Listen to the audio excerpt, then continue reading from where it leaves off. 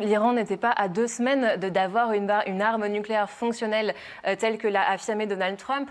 Alors c'est certain que l'Iran a toujours eu un programme nucléaire ambigu, c'est-à-dire trop avancé pour être strictement civil, mais sans non plus avoir franchi les étapes techniques nécessaires pour avoir une arme nucléaire telle que les armes nucléaires françaises, américaines ou russes. Mais non, l'Iran n'était pas à 2 semaines d'avoir une arme nucléaire. Et comment on peut en être... Pardon, vas-y. Non, mais il y a 2 mois, à 2 ans... Alors après, c'était très difficile à estimer, mais en tout cas, on considère que l'Iran n'avait pas pris la décision ni politique ni technique de développer une arme nucléaire. Ce qu'on sait, c'est qu'ils en avaient les capacités. Les Iraniens eux-mêmes l'ont reconnu, ce qui fait de l'Iran ce qu'on appelle un état du seuil nucléaire. Et donc, sur décision politique, technique et scientifique, ils auraient pu développer déjà potentiellement un engin explosif et puis ensuite une arme nucléaire, mais en tout cas certainement pas en 2 semaines. C'est quoi le seuil nucléaire? Alors, le seuil nucléaire, ça peut se définir de plusieurs façons.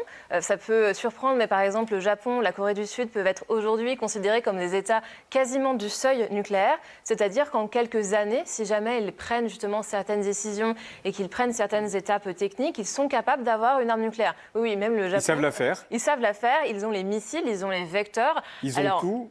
C'est ça, ils ont tout et puis après, il faut assembler un peu les pièces du puzzle. Alors l'Iran est évidemment beaucoup plus avancé que la Corée du Sud, le Japon ou même que l'Arabie Saoudite. Mais en tout cas, c'est donc un État qui est capable de le faire en quelques mois, quelques années, et donc qui se sert en fait de ce levier de négociation pour obtenir certaines choses, pour protéger son territoire d'une attaque. Et là, en fait, avec l'Iran, on a bien vu que ça n'avait pas fonctionné parce qu'en fait, la menace de prolifération nucléaire n'est pas suffisante pour dissuader d'attaques, comme ça a été le cas avec Israël et les États-Unis. Alors, il y a quelques heures, le ministre de la Guerre américain, Pete Hegseth, a déclaré ceci. « Si l'Iran ne cède pas son uranium, nous le prendrons. » Réaction. Alors, c'est assez paradoxal parce qu'ils ont quand même accepté un plan de paix, enfin un plan de cessez-le-feu qui précise spécifiquement que l'Iran a le droit de continuer à enrichir son uranium et rien n'a été prévu pour l'évacuation. Là, c'est un peu le flou là-dessus. Oui, on est habitué malheureusement. Le flou de Donald Trump, c'est quand même quelque chose dont il est le flou au sens où les Iraniens disent... Nous avons obtenu le droit d'enrichir l'uranium. La partie américaine ne reconnaît pas ça. Effectivement. Et en fait, il y a même une différence entre les 10 points qui ont été présentés en farsi et les 10 points qui ont été présentés en anglais. Mais en tout cas, le sujet de l'enrichissement de l'uranium, ça a toujours été une ligne rouge pour les négociateurs de l'équipe Trump. Alors que, effectivement, pour l'Iran, ils considèrent que c'est un droit. Alors, on peut contester ce droit-là, mais en tout cas, dans le cas du traité de non-prolifération nucléaire dont l'Iran est signataire, c'est vrai qu'ils ont tout à fait le droit à l'énergie nucléaire civile. Le problème étant que leur programme actuel est beaucoup trop avancé pour être strictement civil et surtout, ils ont jamais accepté en fait une transparence totale sur leur programme nucléaire. On parlait des inspecteurs de l'Agence internationale de l'énergie atomique. Et bien justement, depuis notamment que Donald Trump est sorti de l'accord sur le nucléaire iranien en 2018, et à mon avis, ça a été le premier domino tombé qui nous amène à la situation aujourd'hui, et bien effectivement, il y a beaucoup moins d'inspecteurs de l'AIEA présents en Iran. Où est caché l'uranium enrichi ? Ah bah ça, alors il peut être caché dans dans plusieurs sites, donc à Ispahan, Fordo, Natanz. Après, même les Iraniens, effectivement, affirment qu'ils n'ont pas pu tout sortir de Natanz et d'Ispahan avant les frappes de juin 2025. Mais vous avez certaines images satellitaires qui laissent entendre quand même qu'ils auraient pu en sortir une partie. Après, de l'uranium enrichi, ça ne vous suffit pas. Il vous faut les missiles balistiques. Or, vous avez pas mal de missiles qui ont été détruits justement par Israël et par les États-Unis. Et puis, vous avez besoin de processus spécifiques de miniaturisation, de militarisation de cet uranium qui se font dans des sites en fait, qui sont beaucoup mieux sécurisés que ceux d'Ispahan et de Fordo. Moi, j'ai une question toute bête. Ça ressemble à quoi l'uranium enrichi ? C'est une brique ? C'est du liquide ? Non, c'est du gaz. Alors, en fait, après, il y a plusieurs stades, évidemment, d'enrichissement. Là, il aurait été transporté plutôt dans des bonbonnes de gaz.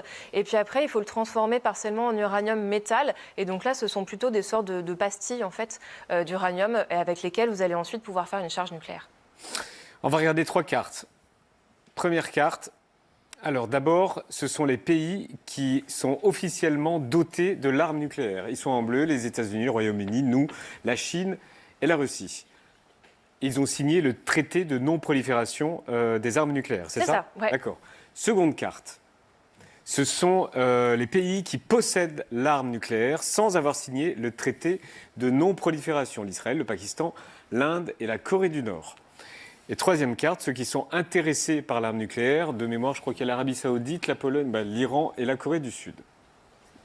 Oui. Est-ce qu'on oublie quelqu'un Non, alors la dernière carte, c'est assez arbitraire, parce qu'on pourrait dire aussi que le Japon a pu se montrer intéressé par on parle du Japon. par l'arme nucléaire. La Corée du Sud, 70% de l'opinion publique est favorable à ce que la Corée du Sud développe un armement nucléaire.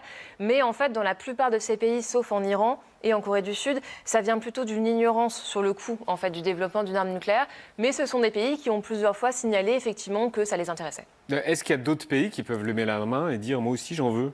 Alors, il y a énormément de pays qui l'ont fait dans le passé. En fait, c'est quelque chose qu'on n'a pas forcément en tête, mais dans les années 70, avant justement l'entrée en vigueur du traité de non-prolifération, on estimait qu'en 2000, il y aurait une trentaine de pays qui auraient l'arme nucléaire.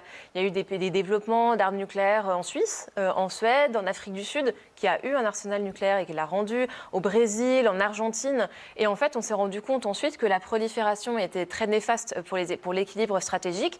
Et donc, on a proposé aux pays de signer le traité de non-prolifération qui leur garantissait en fait un accès à l'énergie nucléaire civile. Et donc, c'est notamment dans le cadre du TNP et du programme des Atoms for Peace qu'on a pu collaborer avec l'Iran pour développer l'énergie civile en Iran. Et en échange, effectivement, les pays qui ont l'arme nucléaire, qui l'avaient avant l'entrée en vigueur du TNP, s'engageaient à ne jamais aider des États non dotés à développer l'arme nucléaire. Et tous les pays rapportent à la IEA, c'est ça? Alors, vous avez des systèmes de garantie. Personne ne fait rien dans son coin. Alors, l'Iran a pu le faire un petit peu effectivement dans son coin, la Corée du Sud aussi. Donc, vous avez plusieurs degrés en fait de garantie, mais normalement, oui, la IEA a un droit de regard en fait sur les installations nucléaires civiles de ces pays. Et sur Israël, il n'y a pas un non-dit sur Israël? Ça fait longtemps qu'on sait qu'ils ont l'arme nucléaire. Oui, alors Israël, en fait, c'est ce qu'on appelle la doctrine de l'Amimut, donc c'est une sorte d'ambiguïté stratégique où ils reconnaissent, enfin, ils ne démentent pas ni ils affirment avoir l'arme nucléaire. Ce qu'ils disent, c'est qu'ils ne seront pas les premiers à introduire l'arme nucléaire au Moyen-Orient, mais en réalité, oui, on sait très bien qu'ils ont des armes nucléaires. Oui, oui. La France a aidé Israël.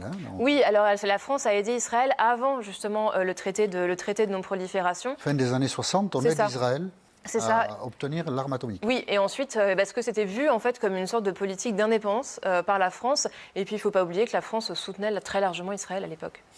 Alors, on a l'arme nucléaire. Emmanuel Macron l'a bien rappelé le 2 mars dernier. Qu'est-ce que vous avez pensé de son discours? C'était à la base de l'île Longue. Oui. Alors j'y étais la semaine dernière, j'ai pas pu assister. À la base ? Oui, j'ai pas pu assister au discours, mais je me suis tenue exactement là où est le président. Alors c'était le même sous-marin. C'est impressionnant à côté des sous-marins. Oui, c'est quand même assez impressionnant. Alors le sous-marin était moins propre quand j'y suis allée. On sait qu'ils y ont passé un petit coup de peinture. Ils l'ont pas nettoyé pour vous? Non, j'aurais bien aimé, mais malheureusement. Non, j'ai trouvé que le discours était assez bien réussi, avec une très belle mise en scène, parce que la dissuasion, ça repose aussi et surtout sur des discours et une mise en scène, parce que l'arme nucléaire, c'est pas quelque chose que vous allez utiliser sur le champ de bataille. On espère justement qu'elle ne sera jamais utilisée, mais vous devez quand même convaincre votre adversaire que si jamais il s'en attaque à vos intérêts vitaux, eh bien vous allez pouvoir en fait répliquer avec vos armes nucléaires. Donc vous devez le convaincre, et c'est notamment le rôle des discours présidentiels. Et j'ai trouvé qu'il avait bien réussi à trouver un équilibre entre, d'un côté, rassurer les pays européens en proposant ce qu'on a appelé une dissuasion avancée, c'est-à-dire réfléchir à la contribution des armes nucléaires françaises. Voilà, oui. La contribution des armes nucléaires françaises dans la défense de l'Europe, parce que très clairement, aujourd'hui, on ne va pas attendre que la menace russe soit aux frontières de la France pour faire jouer la dissuasion nucléaire. L'idée, c'est de la faire jouer au plus en profondeur dans les territoires européens, et donc c'est pour ça qu'on a maintenant cette initiative avec la Pologne, la Suède et 6 autres pays. Et de l'autre côté, il fallait aussi ne pas trop affoler, on va dire, l'opinion publique, et surtout certains commentateurs de deux bords politiques, mais surtout d'un bord politique spécifique, qui ont quand même diffusé énormément de fausses informations en amont du discours, qui ont expliqué qu'on allait vendre les armes nucléaires à Ursula von der Leyen, qu'on allait partager le bouton nucléaire avec l'Allemagne. Ça n'a jamais été le cas, ça ne sera jamais le cas, et donc je trouve qu'il a bien réussi effectivement cet exercice. Vous parlez du RN. Oui, effectivement. Le détroit d'Ormuz, on a le sentiment que la véritable arme de dissuasion des Iraniens, en fait, c'est ça? Oui, en fait, c'est même pas de la dissuasion, c'est plus de la disruption, on va dire, dans le détroit d'Ormuz. Alors, ce qui est fascinant, effectivement... Qui devient de la dissuasion, du coup? Alors, pas tellement, parce qu'en fait, ça n'a pas suffi à protéger le territoire iranien, en fait, d'attaques menées par les États-Unis et Israël. L'Iran a plus une capacité, effectivement, d'agacement, en fait, des pays de la région, avec des moyens totalement asymétriques. historique. On parle quand même d'un pays qui n'a quasiment pas de force conventionnelle, qui repose surtout sur des forces paramilitaires, donc les gardiens de la Révolution, et qui a réussi effectivement à faire vider une partie du stock d'intercepteurs et de missiles américains. Et puis effectivement une asymétrie extrêmement forte qui, semble-t-il, n'avait pas été prévue dans les plans américains, ce que je trouve assez inquiétant. Et une dernière question, c'est comment vous vivez ce moment? Parce que vous êtes spécialiste de tout en fait. Non, surtout pas. De tout ce qui se passe là. C'est un peu le problème en fait. Ouais. J'ai bien ou mal choisi mes intérêts, mais on m'a dit que j'avais pas tant de cernes que ça, donc je suis relativement rassurée. Non, autant sur le nucléaire, je suis pas forcément très inquiète. Je suis moins inquiète par exemple qu'en octobre 2022. Quand il y avait énormément de déclarations de Vladimir Poutine sur de gesticulation nucléaire, sur un possible emploi de l'arme nucléaire en Ukraine, je pense qu'on est un peu revenu de ça. Vous étiez plus inquiète avec Poutine? Oui, alors, mais après, c'est vrai que le tweet d'hier de Donald Trump a réveillé certaines inquiétudes. Mais moi, ce qui m'inquiète surtout, c'est une sorte effectivement d'usage très désinhibé de la force et surtout une désinhibition autour du langage et autour de langage spécifique de l'arme nucléaire, qui est quand même à nouveau l'arme ultime dont on ne doit jamais se servir et qui pourtant est on y fait des sous-entendus comme ça dans des tweets, à la télé, dans les médias par exemple russes, où on voyait au début de la guerre des schémas où ils nous expliquaient que la France était à 6 minutes d'un missile balistique russe. Ce n'est pas vrai, on est un peu plus loin d'un missile balistique russe. Mais voilà, la dissuasion nucléaire, on doit en parler, on doit en débattre, mais dans des cadres tout à fait responsables. Et à mon sens, Donald Trump ne se comporte pas comme un chef d'État responsable. Merci Héloïse Fayet pour votre éclairage, c'était super intéressant, merci beaucoup.